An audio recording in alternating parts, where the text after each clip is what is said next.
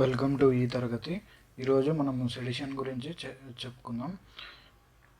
IPC 124A, Indian penal code 124Aలో వివరించబడిన sedition గురించి చెప్పుకుందాం. ఈ సెడిషన్ యాక్ట్ అంటే ఏంటిదంటే ఐపీసీ 124Aలో సెడిషన్ యాక్ట్ గురించి వివరించబడ్డది. ఇది ఏంటిది అంటే చట్టపూర్వకముగా స్థాపింపబడిన ప్రభుత్వానికి వ్యతిరేకముగా ఎవరైతే కోపము లేదా అగౌరవపరిచే విధానముగా వారి భావాలను వ్యక్తం చేస్తారో వారిని సెడిషన్ కింద బుక్ చేస్తారు. Whoso ever through his word spoken return, అది మాట ద్వారా కానీ లేదా రాతపూర్వకముగా కానీ ఎవరైతే ఇటువంటి భావాలను ప్రభుత్వానికి వ్యతిరేకముగా దాన్ని ప్రోత్సహిస్తున్నారో వారిని ఐపీసీ 124A కింద సెడిషన్ యాక్ట్ కింద బుక్ చేస్తారు. అయితే ఎవరైతే ఈ సెడిషన్ కింద బుక్ చేయబడతారో సెడిషన్ ఛార్జెస్ ఏంటిదంటే 3 సంవత్సరాలు జైలు శిక్ష లేదా లైఫ్ ఇంప్రిజన్మెంట్ ఉంటుంది, లేదా వీటితో పాటు ఫైన్ కూడా ఉండే ఛాన్సెస్ ఉంటాయి. అయితే ఈ సెడిషన్ గురించి ఐపీసీ 124A ఈ సెడిషన్ గురించి ఇప్పుడు ఎందుకు డిస్కస్ చేస్తున్నాం, ఈ సెడిషన్ గురించి ఇప్పుడు మనం ఎందుకు డిస్కస్ చేయాల్సి వచ్చింది. ఏపీ గవర్నమెంట్, ఏపీ పోలీస్ వాళ్ళు ఇద్దరు న్యూస్ రిపోర్టర్లని TV5 ఇంకా ABN వాళ్ళ మీద ఎఫ్ఐఆర్ బుక్ చేశారు. దేని కింద బుక్ చేశారంటే ఈ ఐపీసీ 124A సెడిషన్ కింద బుక్ చేశారు. ఎవరైతే ఈ న్యూస్ రిపోర్టర్లు ఇద్దరు ఉన్నారో వీళ్ళు రఘురామ కృష్ణరాజు గారు మాట్లాడినవి పబ్లిష్ చేశారు, గవర్నమెంట్కి వ్యతిరేకంగా మాట్లాడినవి పబ్లిష్ చేశారు అని ఆ కారణంగా సెడిషన్ కింద వీళ్ళిద్దరిని బుక్ చేశారు. వీళ్ళు ఈ ఇద్దరు న్యూస్ రిపోర్టర్లు కోర్టుకు వెళ్ళారు. అయితే వినోద్ దువా జర్నలిస్ట్ అనే ఆయన మీద సెడిషన్ కేసు ఉందండి. సో సుప్రీంకోర్టు ఆ సెడిషన్ కేసును ఏమీ లేవని డిశ్చార్జ్ చేసింది తనను. సో యాక్చువల్గా వినోద్ దువా మీద కేసు ఎందుకు పడింది అంటే ఈయన మీద కంప్లైంట్ ఏమని ఉందంటే ఈయన ఏమని స్టేట్మెంట్ ఇచ్చాడంటే వినోద్ దువా అనేట డెత్స్ ని టెర్రర్ అటాక్స్ని యూజ్ చేసుకొని పిఎం మోడీ ఓట్ బ్యాంక్ని ఇన్ఫ్లుయెన్స్ చేస్తున్నాడు అని చెప్పారు. సో దీనివల్ల ఈయన మీద సెడిషన్ అనేది చార్జెస్ పెట్టారు. 124A ఇంకా సెడిషన్ అది 268 పబ్లిక్ న్యూసెన్స్, ఇంకా 501 printing matters known to be defamatory, ఇంకా వేరే కేసులు ఈయన మీద పెట్టారు. అయితే తనకు రిలీఫ్ ఎప్పుడు వచ్చిందంటే ఈ ఏపీ పోలీసు వాళ్ళు ఎప్పుడైతే యాక్షన్ తీసుకోవాలి అని ఈ టీవీ ఛానల్స్ వాళ్ళ మీద యాక్షన్ తీసుకోవాలనే ఉద్దేశం చేత వాళ్ళని సెడిషన్ కింద బుక్ చేసి వాళ్ళు ప్రొసీడ్ అయ్యే టైంలో సుప్రీంకోర్టు అడ్డుపడి యాక్షన్ తీసుకోకండి ఇప్పుడే అని ఆగమని చెప్పింది. ఇది అయిన 4 daysకి వినోద్ దువా మీద ఈ రిలీఫ్ వచ్చింది, దట్ హీ వాజ్ రిలీజ్డ్ అని ఈ సుప్రీంకోర్టు 1962 కేదార్నాథ్ కేసుని తీసుకొని ఈయనని రిలీజ్ చేశారు. అదొకటే కాక ఈయన రిలీజ్ చేయడమే కాక ఆయన వినోద్ దువా కేసుని కొట్టివేయడమే కాక మళ్ళీ ఏమని స్టేట్మెంట్ చెప్పిందంటే it also underline the importance of protecting journalist from sedition cases. ఈ సెడిషన్ కేసెస్ నుంచి జర్నలిస్ట్ని కాపాడడం కూడా ఎంతో అవసరము అని స్టేట్మెంట్ ఇచ్చింది. And also what supreme court side is journalists అనేవాళ్ళు జస్ట్ గవర్నమెంట్ క్రిటిసైజ్ చేయడం వల్ల ఈ సెడిషన్ కింద వాళ్ళు బుక్ చేయాల్సిన అవసరం లేదు అని చెప్పింది. చూద్దాం అసలు సెడిషన్ ఎలా వచ్చింది, దీన్ని మనం ఒకసారి డిస్కస్ చేద్దాం. బ్రిటిష్ ప్రభుత్వంలో ఉన్నప్పుడు ఎప్పుడైతే ఐపీసీ చేశారో ఇండియన్ పీనల్ కోడ్ బ్రిటిష్ వాళ్ళు చేసినప్పుడు 1860sలో sedition was not part of the this ఈ చట్టంలో సెడిషన్ లేదు యాక్చువల్గా. ఆ తర్వాత నేషనలిస్ట్ ఎవరైతే వీరు మాసెస్ని ఎడ్యుకేట్ చేయడానికి అక్కడ ఉన్న ప్రజలని ఈ ప్రభుత్వము మనది కాదు, మనకి వ్యతిరేకముగా ఉన్నదని వారి గురించి జనాలలో అవగాహన తీసుకురావడానికి గురించి నేషనలిస్ట్ అనేవాళ్ళు వీళ్ళు ఆర్టికల్స్ ద్వారా, న్యూస్ పేపర్స్, స్పీచెస్, ఇలా అన్ని సోర్సెస్ వాడి అవగాహన తెచ్చి అందరిని ఎడ్యుకేట్ చేసి వాళ్ళందరినీ ఒక వేదికలాగా చేసి అందరూ కలిసి ప్రభుత్వానికి ఏదైతే బ్రిటిష్ రాజు ఉందో దానికి వ్యతిరేకంగా పోరాడాలనే ఉద్దేశంతో ఈ మాసెస్ అందరినీ ఎడ్యుకేట్ చేస్తున్నారు నేషనలిస్ట్ అనేవాళ్ళు. అయితే దెన్ సూన్ వీళ్ళు ఎవరు బ్రిటిష్ వాళ్ళు దే రియలైజ్ దట్ ఇలా ఉంటే మనకు ఇబ్బంది అవుతుంది, మన రాజ్యానికి, మన రూలింగ్కి and our governance will be in trouble if this is continued అనే ఉద్దేశంతో ఈ నేషనలిస్ట్ ఫీలింగ్స్ ఇండియన్స్ మధ్య డెవలప్ కాకుండా ఉండాలా అనే ఒక ఆబ్జెక్టివ్తో పుట్టింది ఈ సెడిషన్. దే డిసైడెడ్, వాళ్ళు ఏమని డిసైడ్ అయ్యారు, to criminalise their freedom of expression and speech. ఈ సెడిషన్ ద్వారా వీళ్ళ ఫ్రీడమ్ ఆఫ్ స్పీచ్ అండ్ ఎక్స్ప్రెషన్ని కట్టేలు చేయాలన్న ఉద్దేశం చేత ఈ సెడిషన్ని తీసుకొని వచ్చారు. సుప్రీంకోర్టు వినోద్ దువాని కేదార్నాథ్ కేసుని రెఫర్ చేస్తూ రిలీజ్ చేసింది.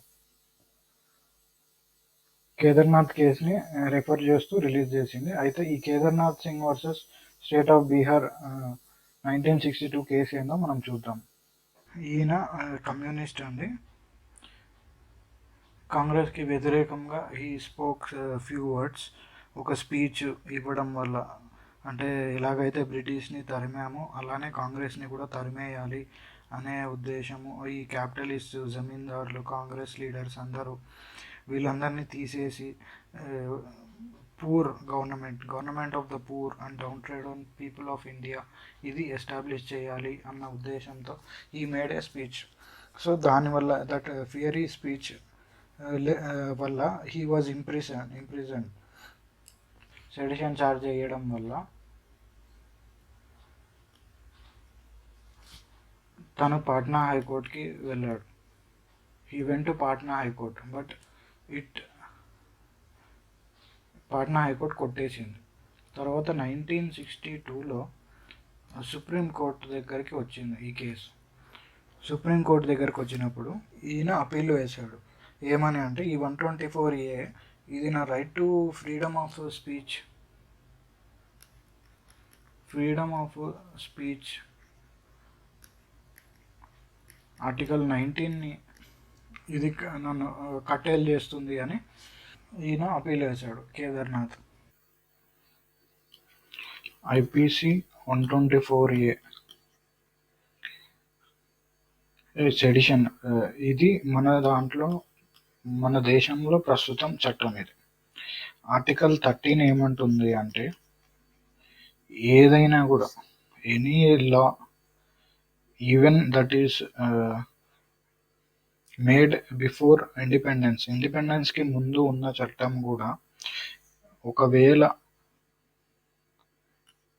పార్ట్ 3 ఆఫ్ కాన్స్టిట్యూషన్ ఏంటిది, ఫండమెంటల్ రైట్స్, దీనితో కంప్లైంట్స్గా ఉంటే దెన్ అలా వ్యాలిడ్ అని ఆర్టికల్ 13 చెప్తుంది. అయితే కేదార్నాథ్ వేసిన అపీల్ ఏంటిది,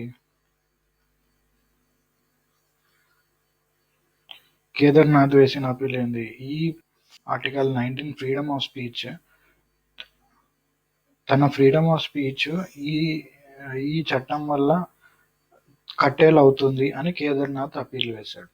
సో మన కాన్స్టిట్యూషన్ ప్రకారం ఆర్టికల్ 19(2)లో 8 రీజనబుల్ రిస్ట్రిక్షన్స్ ఉన్నాయి ఫ్రీడమ్ ఆఫ్ స్పీచ్ని కట్టేలు చేయడానికి. ఈ ఫ్రీడమ్ ఆఫ్ స్పీచ్ అబ్సల్యూట్ కాదు. దీనివల్ల మనకు what we come to know is, freedom of speech అనేది అబ్సల్యూట్ కాదు.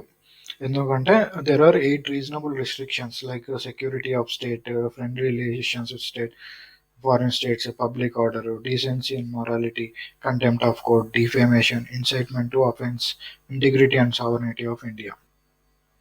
సో ఈ 8 రీజనబుల్ రిస్ట్రిక్షన్స్ వల్ల ఫ్రీడమ్ ఆఫ్ స్పీచ్ అనేది we can curtail that. So IPC 124A ప్రకారము ఇన్సైట్మెంట్ టు వైలెన్స్, ఎవరైతే ఇన్సైట్మెంట్ టు వైలెన్స్ చేస్తారో they can be booked under sedition. అయితే Supreme Court ఏమని చెప్పిందంటే ఈ వైలెన్స్ చేయడానికి రెచ్చగొడితే పబ్లిక్ ఆర్డర్ డిస్టర్బ్ అవుతుంది. సో ఈ పబ్లిక్ ఆర్డర్ డిస్టర్బ్ అవ్వడం వల్ల we can curtail freedom of speech. That was the judgment of the Supreme Court. In case incitement to violence చేస్తే ఈ పబ్లిక్ ఆర్డర్ అనేది డిస్టర్బ్ అవుతుంది. ఈ పబ్లిక్ ఆర్డర్ డిస్టర్బ్ అవ్వడం వల్ల ఫ్రీడమ్ ఆఫ్ స్పీచ్ అనేది మనము కట్టేల్ చేయొచ్చు and it is a valid ground. అయితే Supreme Court through the case of the Kedarnath దాని జడ్జిమెంట్ ఏమని ఇస్తుంది అంటే it defines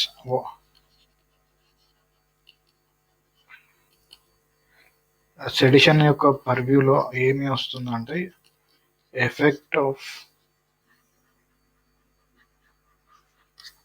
of subverting government by violent means or creating public disorder would come within the definition of sedition. ఈ government ని పారద్రోయాలి అనే ఉద్దేశం కానీ ఇన్సైట్మెంట్ టు వైలెన్స్, ఈ వైలెన్స్తో లేదా గవర్నమెంట్ని పాడద్రోయాలి అనే ఉద్దేశంతో ఒక రెవల్యూషన్ తీసుకురావాలి అనే ఉద్దేశంతో ఎవరైనా వస్తే వాళ్ళు సెడిషన్ కింద బుక్ చేయబడతారు. But at the same time ఏమంటుందంటే సుప్రీంకోర్టు మీరు ఏదైనా కామెంట్స్ చేయొచ్చు, కామెంట్స్ డిసప్రూవింగ్, మీరు ఏమైనా కామెంట్స్ చేయొచ్చు టు డిసప్రూవింగ్ ద గవర్నమెంట్ యొక్క డెసిషన్స్ లేదా దాని మెజర్స్ని డిసప్రూవ్ చేస్తూ మీరు ఏదైనా మీ యొక్క భావాలను తెలపచ్చు. But it should not incite the violence among the people. మీరు మాట్లాడే భావాల వల్ల ఈ డిస్లాయాలిటీ అనేది గవర్నమెంట్ పక్షాన డెవలప్ కాకూడదు. You can express your reviews ప్రభుత్వం యొక్క చర్యల వల్ల మీ యొక్క if you are not satisfied with the measures of the government, మీ యొక్క భావాలను తెలిపి జనాల యొక్క స్థాయిని, జీవిత విధానాన్ని, లివింగ్ స్టాండర్డ్స్ని ఇంప్రూవ్ చేయడానికి మీరు మీ యొక్క వ్యూస్ని వ్యక్తం చేయొచ్చు. But it should not incite violence or disloyalty to the government. That is what the Supreme Court has stated. క్లియర్గా definition they have stated what comes under the purview of sedition and what doesn't come under the sedition.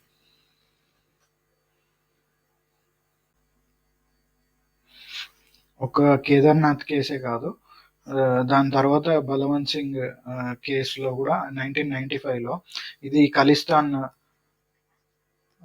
Separate Khalistan state కావాలి అన్నప్పుడు వాళ్ళని sedition కింద book చేశారు. Indira Gandhi assassination తర్వాత అందరూ Khalistan separate మాకు country కావాలి అని when they demanded separate for the separate state, అప్పుడు they were booked under sedition. But తర్వాత అందరూ they were set free.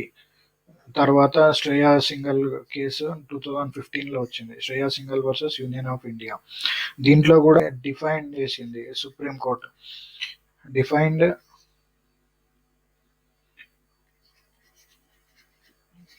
Defined speech, you are free to advocate, మీరు ఏదైనా అడ్వకేట్ చేయండి, మీరు ఏదైనా ప్రాపగండా చేయండి, but it should not incite violence. It should not incite violence అని Shreya Singhal versus Union of India 2015లో కూడా సుప్రీంకోర్టు తీర్పు ఇచ్చింది. పీపుల్ బుక్డ్ అండర్ సెడిషన్, దాని గురించి చూద్దామండి. ఈ సెడిషన్ ద్వారా ఎవరెవరైతే దాని బాధితులుగా అయ్యారో, మొదట చూస్తే బాల్ గంగాధర్ తిలక్, బాలగంగాధర్ తిలక్ గారు ప్రీ ఇండిపెండెన్స్ చూస్తున్నామండి. బాలగంగాధర్ తిలక్ గారు ఈ సెడిషన్ వల్ల 6 ఇయర్స్, దగ్గర దగ్గర 6 సంవత్సరాలు హీ వాజ్ ఇంప్రిజన్డ్. అప్పుడు ఆయనని అరెస్ట్ చేసినప్పుడు తను పెటిషన్ పెట్టుకున్నాడు, నేను డిస్అఫెక్షన్ అయితే చూపిలేదు అని జడ్జితో వాదిస్తే కూడాను డిస్అఫెక్షన్ చూపించకపోయినా మీరు absence ఆఫ్ అఫెక్షన్,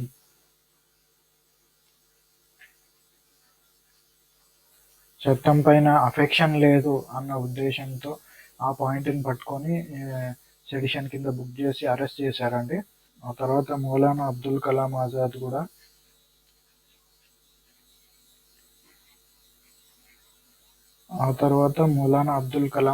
కూడా దీన్ని బాధితుడే. ఈవెన్ మహాత్మా గాంధీ గారు కూడా ఈ సెడిషన్ కింద ఇంప్రిజన్ అయ్యారు. అప్పుడు నాన్ కోఆపరేషన్ మూమెంట్ అవ్వగానే తనని సెడిషన్ కింద బుక్ చేశారు. ఇలా ప్రీ ఇండిపెండెన్సే కాకుండా ఇప్పుడు కూడా రీసెంట్గా చూసుకున్నా కూడా మనము రీసెంట్ పాస్ట్లో జేఎన్యూ స్టూడెంట్స్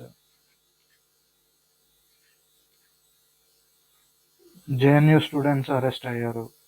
యాక్టివిస్ట్ అదేవిధంగా యాక్టివిస్ట్ అస్సాంలో సిటిజన్షిప్ అమెండ్మెంట్ బిల్కి అగేన్స్ట్గా ప్రొటెస్ట్ చేసే వాళ్ళని కూడా సెడిషన్ కింద బుక్ చేశారు. ఇంకా అలానే